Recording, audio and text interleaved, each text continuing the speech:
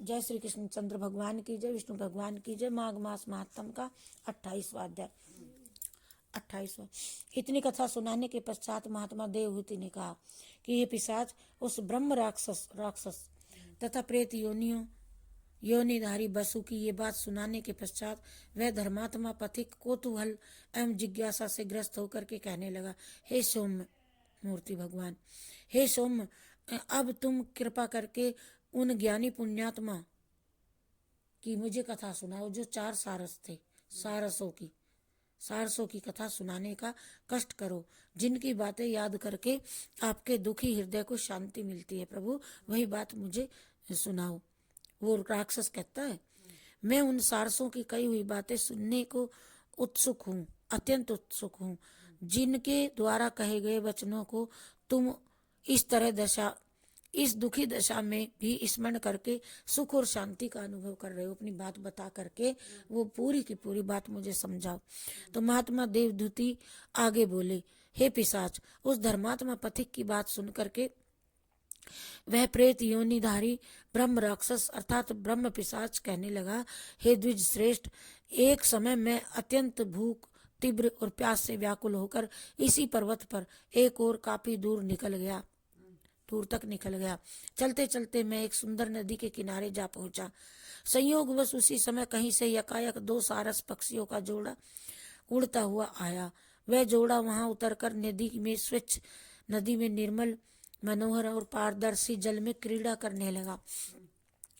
कुछ समय तक वह जल क्रीड़ा में करके पश्चात नर सारस नदी के किनारे सो गया और उसकी पत्नी अर्थात जो माधव सारस थी वहां पर पहरा देने लगी चारों तरफ से। और उसी समय एक विशाल और अति हष्टपुष्ट वानर बंदर कहीं से न कहीं से वृक्षों पर से लंबी लंबी छलांगे भरता हुआ आ पहुंचा। उस विशालकाय बंदर को देख करके वहां उपस्थित छोटे छोटे पशु और पक्षी चीख पुकार करते करते भाग निकले, डर गए। मादा सारस नर सारस को सचेत कर पाती तब तक तो इसके पूर्व ही बंदर ने नदी के किनारे सोए हुए नर सारस की दोनों टांगे फाड़ करके उसे अपनी ओर खींच लिया पकड़ करके। पति को विपत्ति में जब देखा मादा ने तथा दुख से ग्रस्त देखकर मादा सारस भी व्याकुल हो एवं दुखी हो गई, परंतु भयभीत होकर पलायन नहीं करी, डरी नहीं, वहीं रही पति की उसी जगह। वानर बंदर जो था जिसने ये किया ऐसा, वो प्रेत था एक तरह से, द्वारा अपनी टांगे पकड़े जाते ही नर सारस की निद्रा भंग हो गई और स्वयं को वह एक विशालकाय और हष्टपुष्ट वानर द्वारा पकड़ा हुआ देखकर वह एक पल के लिए पूर्ण भयभीत होकर वाक शक्ति को बोलना बंद हो गया, वाक शक्ति को खो बैठा और मौन हो गया।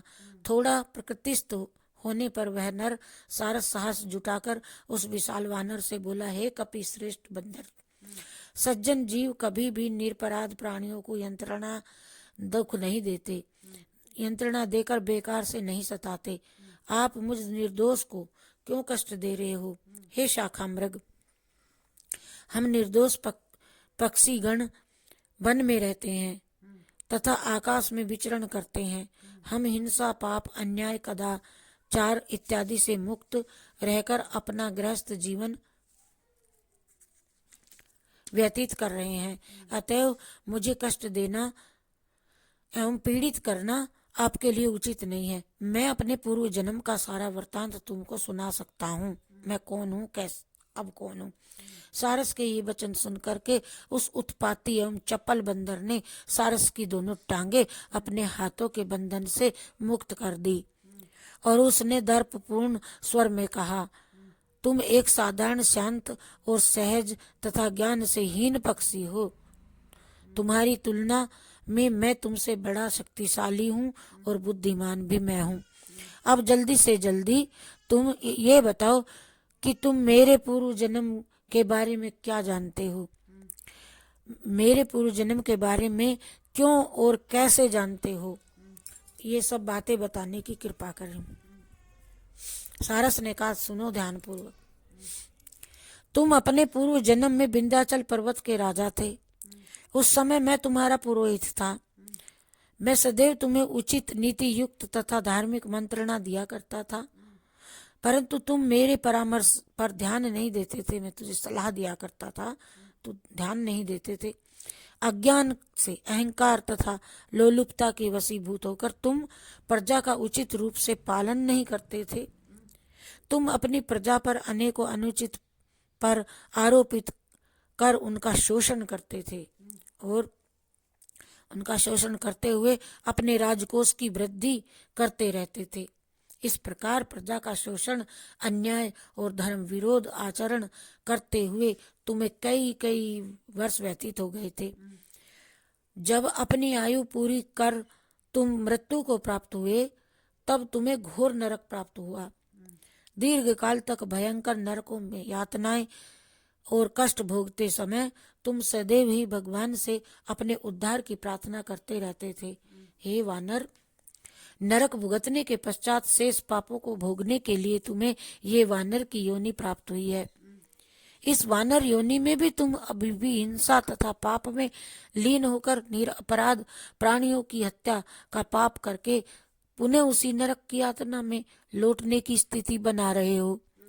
तुम हिंसा तथा उत्पीड़न का पूर्ण परित्याग कर दो ताकि सद्गति प्राप्त कर सको तुम।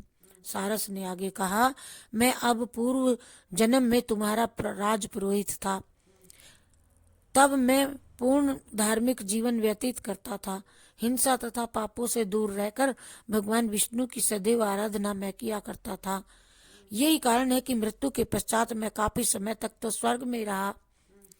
ईश्वर भक्ति की शक्ति से मुझे अपने इस वर्तमान सारस जीवन में भी अपने पिछले और तुम्हारे पूर्व के जन्म की वृत्तांतों का पूरा पूरा स्मरण है। और कथा का अंत करते हुए सारस ने कहा, प्राणी को अपने पूर्व जन्म में किए हुए कर्मों का फल अवश्य अवश्य भोगना पड़ता है। ये सृष्टि का ही विधान है। देवता भी इस विधान का उल्लंघन नहीं कर सकते। सारस द्वारा कही गई इस कथा को सुनकर के वह वानर बड़ा प्रभावित हुआ तथा सारस से कहने लगा, अवश्य ही तुम तो ज्ञानी हो तथा सब कुछ जानते हो, किंतु ये तो स्पष्ट करो कि तुम्हें इस पक्षी की योनि किस कारण से प्राप्त हुई। इति श्री पद्म पुराणे माघ महात्म्य 28वां अध्याय समाप्त। हरि शरणम हरि शरणम हरि शरणम हरि शरणम। यूं कथा तो मेरी बेकार होगी।